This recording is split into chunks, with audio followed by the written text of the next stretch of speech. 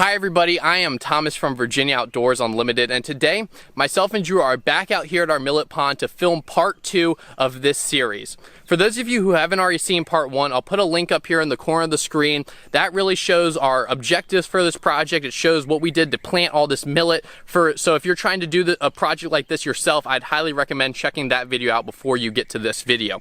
For those of you who are up to date with this project though, today is July the 18th. We planted this millet on June the 20th, so this is going to be our 1 month update. It's been exactly 4 weeks since we planted the millet. You guys should be able to see a lot of this green behind me, and this is all millet. I'm going to be showing you guys some drone footage we got just a few minutes ago right now of the back, which is the main area we planted, which includes the area in front of our blind, a lot of this big mud flat back in here, as well as the point that we ripped up lily pads on. We've had really good growth in this area, except for the point. The point has been lagging behind for whatever reason, and we're going to discuss that a little bit later. We also planted the other corner of the pond in some smaller sections. We didn't plant as much millet over there, but the growth has been really good over there as well. So what we're going to be doing today is we're going to be, one, showing y'all all the millet that's come up, showing y'all how well it's grown, the areas where it's grown well and where it hasn't as part of our update.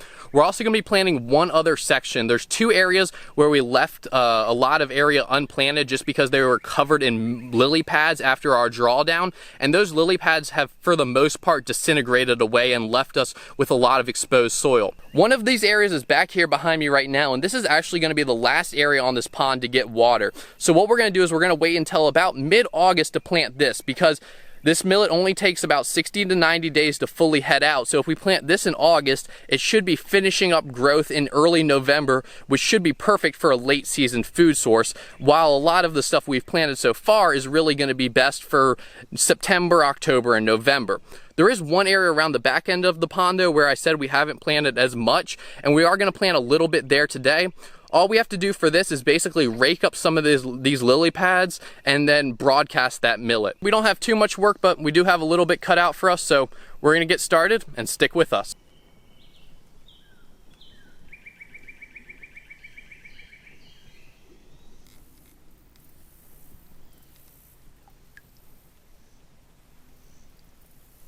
We have a bunch of these old lily pads that were here when we drained this down a month ago, and what we're going to be doing right now is planting Japanese millet on this little patch. So what we first have to do is take the rake and rake up all these dead lily pads. You can already see I've done some behind me.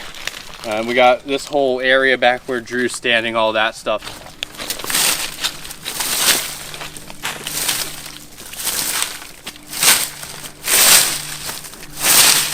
There's a little bit of smartweed mixed in there, but a lot of this is millet in here that we've already planted. Even this right here is that millet that I tossed out in those lily pads last time just to see if it would come up. And it has come up, but as you can see right here, it's not nearly as thick as it has come up over here where there was no lily pads.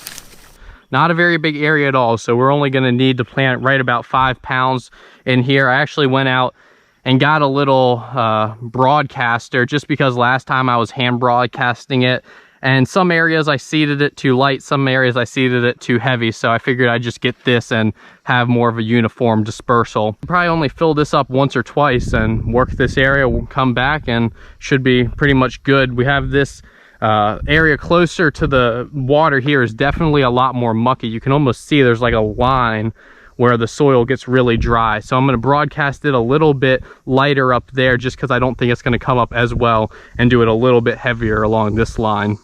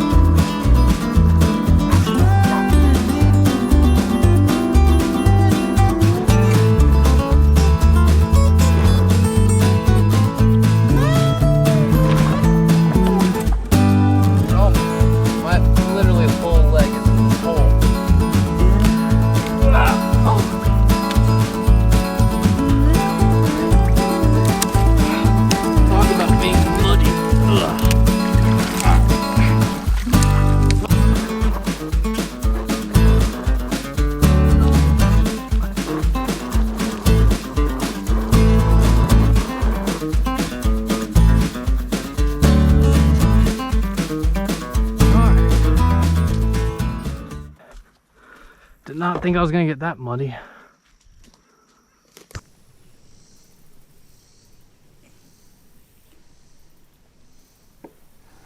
Alright guys, it was about 100 degrees out there today, so we planted what we needed to, and I decided to record the rest of this video back at home in the AC. First things first, I just gotta say, this Japanese millet has far exceeded my expectations so far, both in how thick it came up and how tall it's already grown. Everything we planted has come up, and we have 18 to 24 inches of growth pretty much everywhere, except for the point where we have probably 8 to 12 inches of growth on average. I think the lack of growth on the point may be from an overall lack of moisture in the soil there, as well as competition for nutrients between the millet and lily pad roots. That said, those are just guesses, so if anybody has any ideas on other things that may be causing the stunted growth in that area, I'd really appreciate you leaving them in the comments. In terms of weather over the past month, we had a really dry period in late June that had us worried for a little bit, but a couple big rains in early July have brought the pond level up a couple inches and led to a lot of the growth y'all saw in this video.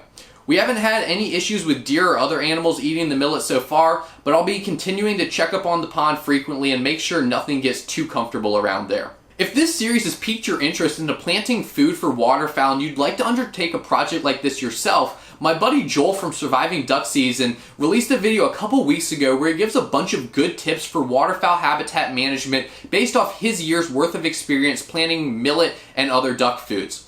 I'll leave a link to his video at the top of the description. I'd highly recommend checking it out, and I hope it'll help some of y'all with your waterfowl management projects. One last thing I wanted to touch on before we wrap up this video is this grass, which has started growing in most of the areas which were exposed during our drawdown but weren't planted with millet, including the area that I left open in front of our blind. I'm just not sure what plant this is and if it's desirable for waterfowl management or not, so if you know, please comment down below and we'll either leave it be or rip it up and plant millet instead, depending on what it is. I'm planning on recording one of these update videos monthly, so y'all be on the lookout for another one in mid-August when we'll also be planting that other area I was talking about. I hope everybody is enjoying this series so far. Leave any questions y'all got in the comments section, and if you're still watching and haven't subscribed yet, make sure to click that subscribe button. I hope everybody is staying safe out there, and thanks for watching.